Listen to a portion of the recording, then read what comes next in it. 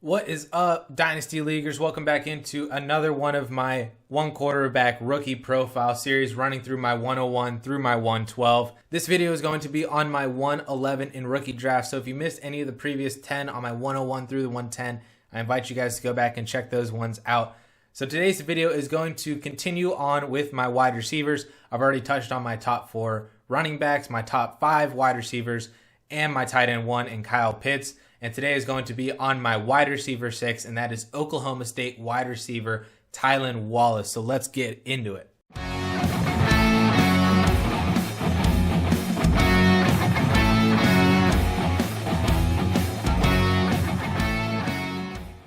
So Tylan Wallace currently comes in as the 2.02 in one quarterback March ADP, and he's actually being taken anywhere from the 111 down to the 2.08, very similar to Kenneth Gainwell, my 110 in my previous video. This is about the range right now once you get past the top 8 or 9 players, where basically it's pretty open range and as far as who gets taken between all these wide receivers in this kind of really big third tier, all the running backs in a pretty wide third tier as well, and then the tight ends get thrown in there, the quarterbacks get thrown in there in one quarterback leagues. And so you get a lot of variance, basically, like I said, after the first 8 or 9 picks in one quarterback leagues.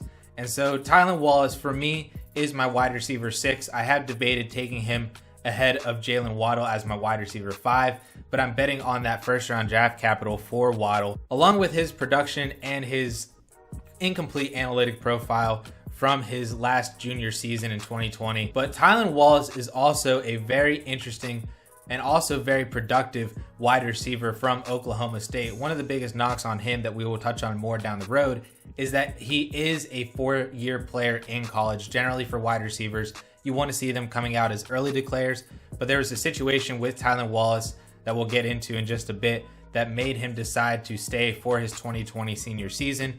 So I guess we can just get right into it, talk about his collegiate stats. Freshman season, not a lot going on. 7 receptions, 118 yards, and 0 touchdowns in 5 games. He did play behind James Washington, Marcel Aitman, Tyron Johnson, and Justice Hill was the running back there and was behind Justice Hill in terms of target share.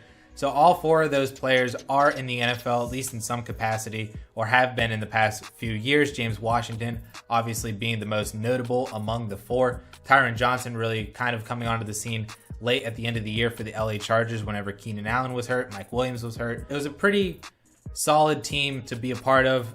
Freshman year, I really don't knock people for not having freshman production. And so just like a lot of other wide receivers in this class, Tylan Wallace is another one of those guys that comes in and doesn't really do much as an 18-year-old, which is perfectly fine. Then we get to his sophomore season. This was the huge breakout, fantastic season for Tylan Wallace. 86 receptions, 1,491 yards, and 12 receiving touchdowns, and also added a 6-yard rushing touchdown on his only rush attempt.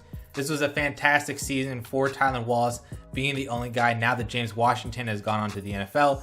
Aitman went on to the NFL, and so it was really just Tylan Wallace being the true wide receiver 1 and the true target hog on that offense. And that season was good enough for him to be a top 3 finalist for the 2018 Biletnikoff Award with Jerry Jeudy and Andy Isabella as well. He did end up losing out to Jerry Jeudy despite having more receptions and more yards and only 2 fewer touchdowns than the Alabama wide receiver. But a very, very, very solid wide receiver showing and productive season for Tylan Wallace in his 19-year-old sophomore second year in college. Then his 2019 junior year, 53 receptions, 903 yards, and 8 touchdowns in only 8 games played. He was on a 13-game pace like it was in his sophomore year when he played all 13 games for Oklahoma State. His junior 2019 season was on a 13-game pace for 86 receptions, 1,470 yards, and 13 touchdowns, which was basically a near repeat of his 2018 sophomore season. Unfortunately, he tore his ACL on a non-contact play in practice at the beginning of November, which ended his season in 2018. That injury actually ended up being a huge and major blow to his draft stock because it happened at the beginning of November. You know, ACLs can be a 9, 10, 11 month type of injury and recovery. He would not have been able to perform at the NFL Combine in 2020, at his pro day as well. Would have been a major question mark come draft day in terms of where he would actually land, given that ACL injury and his recovery progress, and might not have even been ready for the start of the 2020 NFL season. So he would have missed entirely rookie camp, training camp. I know that 2020 ended up being a whole question mark for all of that stuff anyway. But back in November of 2019, we didn't know COVID was a thing. And so it was a lot of major question marks for Tylan Wallace in the end of his junior year. And so he did end up deciding to stay for his 2020 senior season to prove that he can play, to prove that his recovery in his ACL was fantastic and that he can come back and be just as great as he was prior to his ACL injury, to improve his draft stock. And I certainly think that he did that. 59 receptions, 922 yards, and 6 touchdowns in 9 games. He was on a 13-game pace for 85 receptions, 1,330 yards, and 9 touchdowns. So basically right back where he left off from his sophomore and junior seasons in his 2020 senior year. In terms of production, Tylan Wallace is one of the most productive wide receivers in this class, given the fact, that he is a 4-year player. But even take that out of the equation, he was hyper productive his sophomore year. His junior year was also very productive. And then because of COVID, he stayed and played. A lot of people didn't like Ja'Marr Chase, like Rondale Moore, like even kind of Rashad Bateman. And he decided to stay, and he showcased that he was able to be one of the most productive wide receivers in this class as the alpha wide receiver for Oklahoma State. So there's a lot to run down with Tylan Wallace analytically, so we can dive into that here. Tylan Wallace has a 19-year-old 20% and a 30% breakout age, which is absolutely fantastic in both regards. And that was his 2018 sophomore season, where he was a Biletnikoff award-winning finalist. I do project him to be a second-round pick in the NFL draft in 2021, which would put him at a 50% hit rate for a second rounder with a 19-year-old 30% breakout age. And if he were to sneak into the first round, that would bump his hit rate up to a 62.5% given first round and 19-year-old 30% breakout age. Very similar to a lot of the top guys in this class, like Rashad Bateman, like Ja'Marr Chase. That would be very, very favorable comp and favorable grouping to put Tylan Wallace in. I think it's possible that he could slide into the first round. Last year, we saw 6 wide receivers taken in the first round. This year, at least, if you're talking about Jalen Waddle, Devonta Smith, Ja'Marr Chase, Rashad Bateman, and Rondale Moore being in the first round, then I think a 6 would put Tylan Wallace in that first round conversation as well. Similar to kind of what we saw with Brandon Ayuk sliding into the back end of that. Wallace also has a 35% career dominator rating, which is very good and on par with a lot of the best wide receivers in this class. He also has a best yards per team pass attempt season of 3.63, which is 5th in this class behind Elijah Moore, Devonta Smith, Tutu Atwell, and Rashad Bateman, and just ahead of Ja'Marr Chase. So very, very, very productive given his team's production and pass attempts in 2018. He is 5'11", 193 pounds, so you can argue that he is a little bit undersized. If he were to come in closer to that 200 number, I think that would look a lot better for him. He was clocked at a 4.39 40-yard dash at the Exos training system, which a lot of people have caused to really doubt that system and hand times and everything like that, because a lot of these players, Tylan Wallace very specifically, seem to be running a lot faster than what they look and what they view on tape. And so a lot of people are questioning these 40 times coming out of Exos. But I did a little bit more research into that, and they actually use the same laser timing system that the NFL Combine does. But I have seen other reports saying that Exos, while they use that laser timing system, they do not video correct their times like the Combine does, which is why the Combine takes a lot longer for them to get official numbers. After every run, it's 4-4 unofficial. It takes a little bit longer to them to get official numbers, and that's because they're kind of adjusting frame by frame the video start time for their laser timing system. And I've seen reports that Exos does not do that.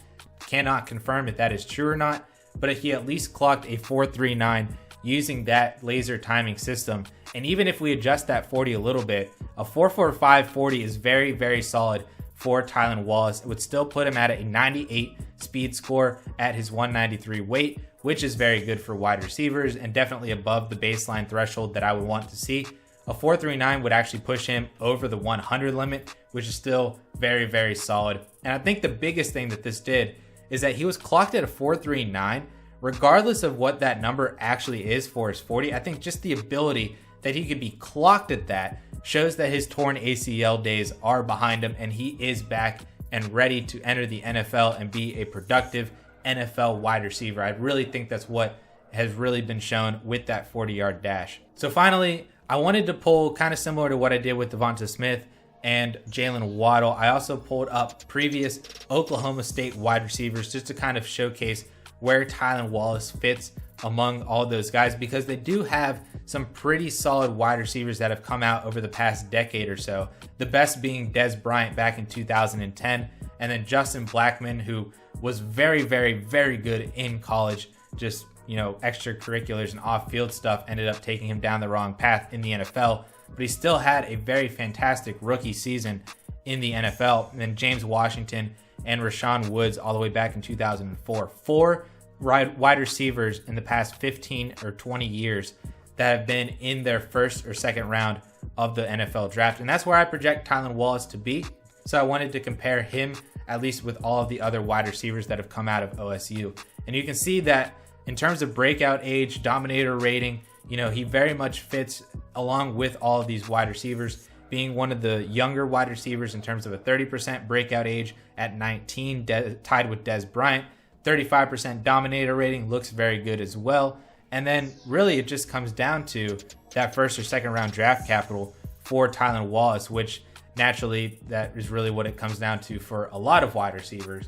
But I really do expect Wallace to be in that range. And so when we talk about landing spots for Tylan Wallace, I tried to look for teams that could pick him at the end of the first and also have a solid second round pick, or maybe just a very solid second rounder if he does fall past the first. Some landing spots for him that I would really, really like to see him go to. I also would like to highlight a couple other teams that I've mentioned from previous videos, just that kind of need a wide receiver or could use an additional weapon. The Philadelphia Eagles are one of them. The Cincinnati Bengals are one of them. And the Detroit Lions are one of them as well. All have early first round picks, not going there. All have early second round picks at the very top of the second in the top 40 overall. Tylan Wallace could certainly go in that range to any of those three teams and be a very fantastic early producer for them. But I've labeled three other teams, two of which I've mentioned previously, one new one as well. The first one being the New Orleans Saints. I mentioned for Rondale Moore, basically being a fantastic landing spot for that type of a wide receiver to be complementary to a Michael Thomas on the outside.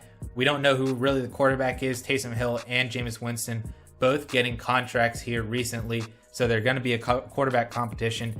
But I really don't think that whoever the quarterback is, obviously for fantasy, Jameis Winston would be better because he chucks it, but Taysom Hill could also get the ball to his wide receivers. Michael Thomas was a very solid fantasy wide receiver with Taysom Hill last year, just didn't have the touchdowns, but the targets and the receptions were there. And so I think the New Orleans Saints in a Sean Payton offense could be a very solid landing spot for Tylan Wallace to come in and be across from Michael Thomas. And they pick it at the 128 and at the 228 as well. So both of those picks would very much fill that first or second round draft capital for Tylan Wallace.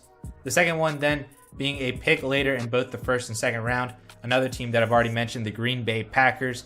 Obviously a LaFleur system. They need help on the outside across from Devontae Adams. They need more help for Aaron Rodgers. It would just be another situation where it's a team that really needs a wide receiver too, with a solid quarterback, a solid offensive system, and a player could really come in and be an awesome early rookie producer and beyond down the road with the Green Bay Packers. 129 and 229 in that first and second round. Both of them, like the Saints, would be that same situation for Tylan Wallace.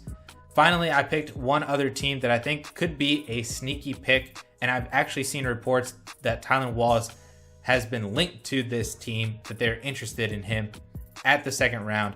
And so that would be the Chicago Bears at the 20th pick in the second round, which is 52nd overall. I think Chicago would be a very interesting landing spot for Tylan Wallace, who kind of has this alpha wide receiver mold. They have Allen Robinson. Yes, they franchise tagged him, but reports are saying that A-Rob will not sign that franchise tag, at least not initially, or perhaps until they get some quarterback help. Maybe they trade for Russell Wilson and his mind changes. I think that would certainly be the case. But if that were not to happen, I think Tylan Wallace could be a very solid, step in and replace Allen Robinson, even if A-Rob is there in 2021, kind of being that heir apparent, like what we've seen with T. Higgins last year with AJ Green, Michael Pittman being behind T.Y. Hilton, Justin Jefferson with Adam Thielen. There could be a lot of opportunity for Tylan Wallace with the Chicago Bears in that passing offense, regardless of who their quarterback is. Because even Mitch Trubisky was able to make A-Rob a fantasy wide receiver 1. I think if you plug in Andy Dalton, who's been reports to, or even Russell Wilson, obviously, I think that would be a fantastic landing spot for Wallace as a wide receiver 2 with a wide receiver 1 heir apparent label coming into the Chicago Bears in the mid-second round. So that is going to do it for today's video. Thank you so much for watching and tuning in. Please, if you are not already, subscribe to the DLF YouTube channel, like this video, ring the notifications bell every single time that a video drops. You will be notified. And then also I want to announce, and we did a live stream about this on Sunday, DLF has dropped the DLF Dynasty Draft Guide. You can go and get it for 100% free with a DLF Premium membership. Go and get the guide for free. Get all of the amazing benefits and promotions from DLF for a whole entire year, including all the amazing articles, tools, ADP, rankings, and that 140-page draft guide to help you guys dominate your Dynasty startups throughout the rest of the off season. So with that all being said, guys, thank you much for tuning in, and we will catch you guys next time.